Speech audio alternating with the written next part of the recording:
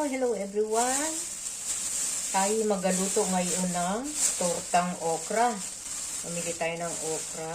Meron ako ditong tubig, water. Linisin lang natin ang okra. Lagyan lang natin ng 1 teaspoon bicarbonate. Awin lang natin dito sa tubig ang bicarbonate para malinis ang ating okra. Babad lang natin siya.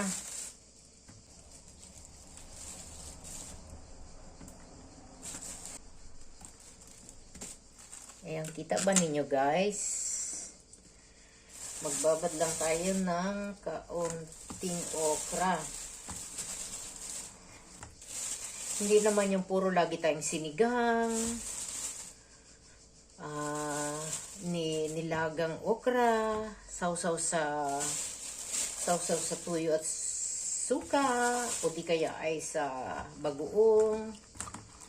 Ayan, pwedeng gawin din nating recipe ang tortang okra. Panuorin lang ninyo itong aking video hanggang huli para malaman ninyo kung paano ang paggawa ng tortang okra.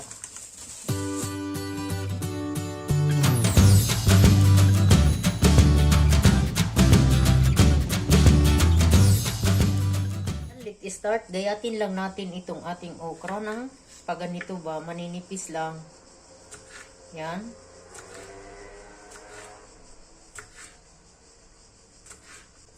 Diba ang okra naman nakakain din ng fresh yan? Ayan o. Oh. Pwede naman ninyong itong sa lutuin muna, igisa muna ninyo bago ninyo gawing timplahan ng egg.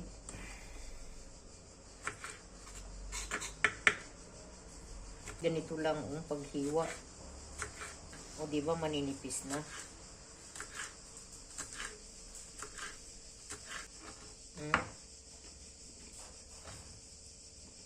Ganito lang guys ang paghiwa. O ayan o. Medyo maninipis lang para pag inano na inyo, madaling maluto. O di kaya naman, pwede naman ninyo itong pagkatapos ninyong gayatin, pwede ninyong pakuluan lang sa kaunting tubig ba, mga 5 minutes lang bago ninyo timplahan ng eggs, onion, garlic na powder, yan. And then lagyan na rin ninyo ng magic sarap para masarap malinamnam, no? Ayan, parang medyo ano ito, matigas ng konti.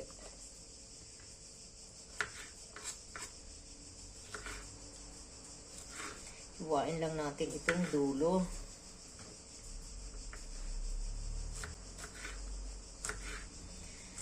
Nakakasawa naman na ang laging puro nilagang okra, tapos nilagay sa sinigang. Lagay lahat, mix sa gulay, yung mga ginataan. Ayan, maraming pwedeng recipe rito sa ating okra.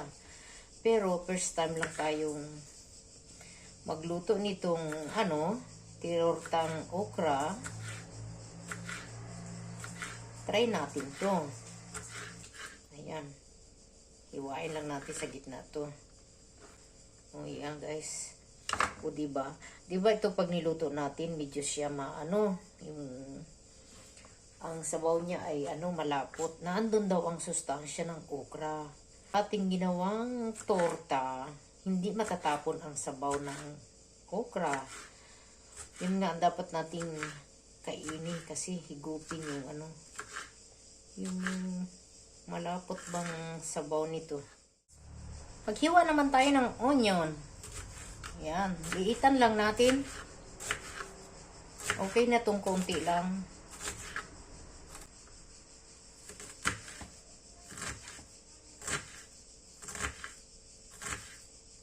Yan, ilagay lang natin dito, mix lang natin.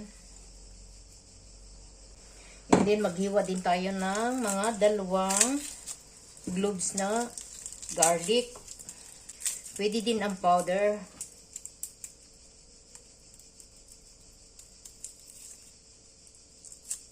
Balatan lang natin to. Ayan o, hiniwa na natin ang ating garlic. Ganito lang. Kung may blender naman kayo, pwede nyo i-blender, no? Huwag na masyadong pino. Wala na tayong mangunguya nun. Mas masarap medyo malaki-laki para crunchy ba ang bawang. Kung di man kayo mahilig sa bawang, pwede din ninyong hindi lagyan. Onion lang. Ako mahilig talaga ako sa bawang. Okay na yan. Okay na to. Ayan, mix lang natin dito.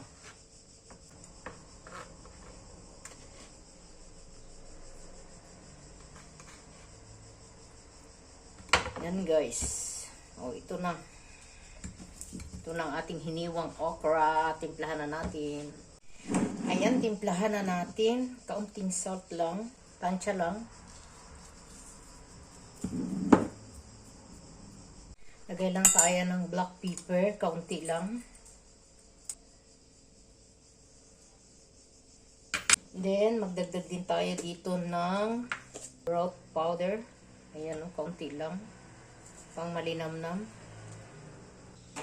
Then, lagyan natin nga pala ng kaunting paprika. Para medyo may kaunting anghang. Medyo maanghang kasi itong paprika.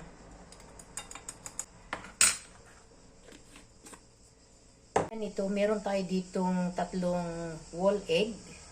Ibuhos lang natin dito. Haluin lang.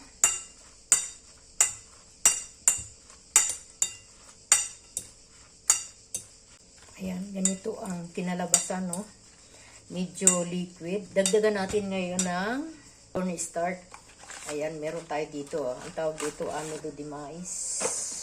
Lagyan lang natin ng 3 tablespoon na cornstarch. Kung wala naman kayong cornstarch, pwede din ang harina. Ayan, o. 1, 2, dalawa lang muna. Parang okay na yung dalawa. Diba, naglapot siya, oh. Dapat wag nating itapon yan, yung sabaw niyang malapot dahil naandun ang masustansya.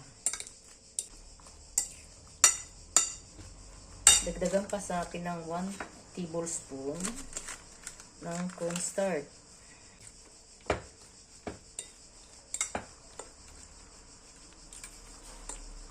And then, ready to fried na itong ating tortang okra.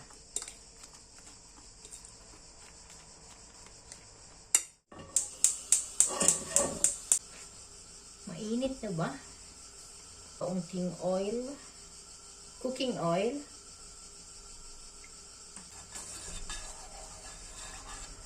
Kailangan mahina lang ang ating apoy para maluto ang ating okra, no?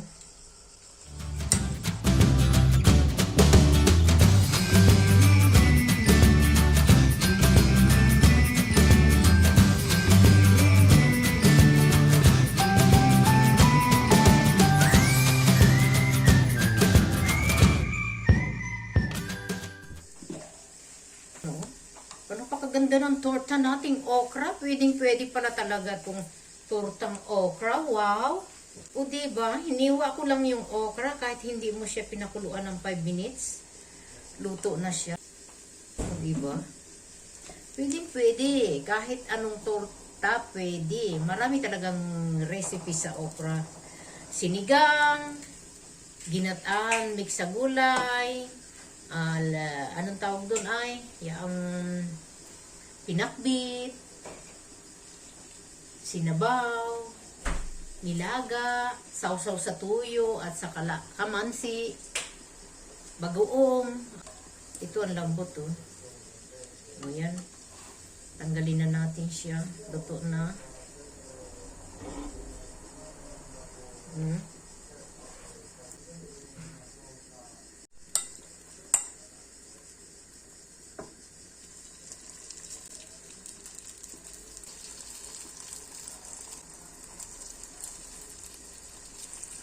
Takluban natin para maluto.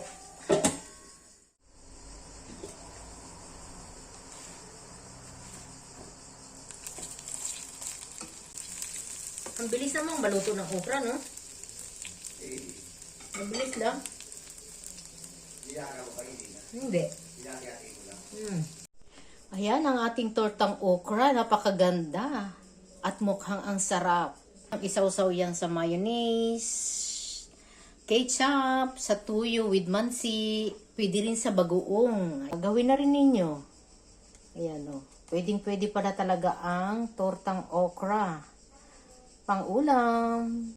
Ayan, kung nagustuhan ninyo ang aking video, please subscribe. At paka-hits na rin ang button para updated kayo sa aking mga ina-upload na video.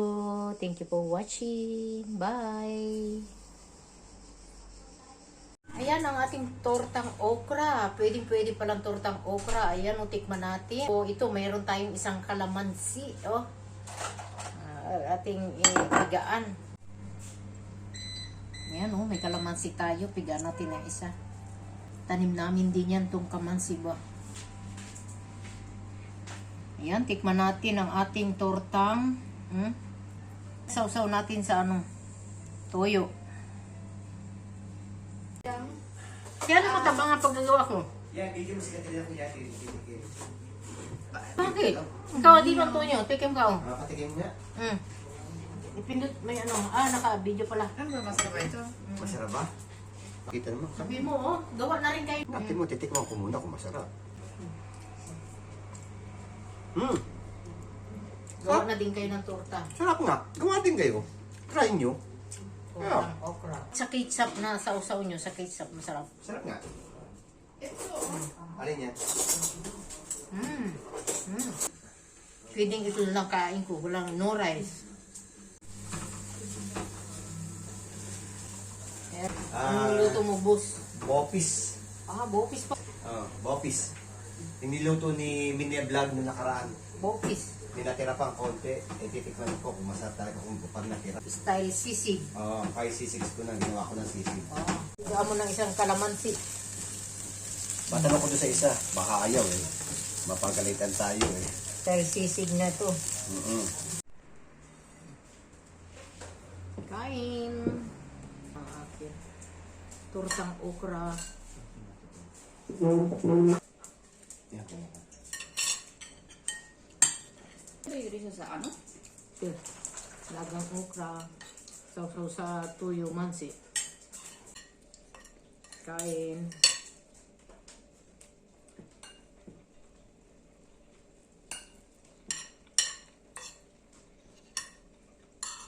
Ketchup. Yeah.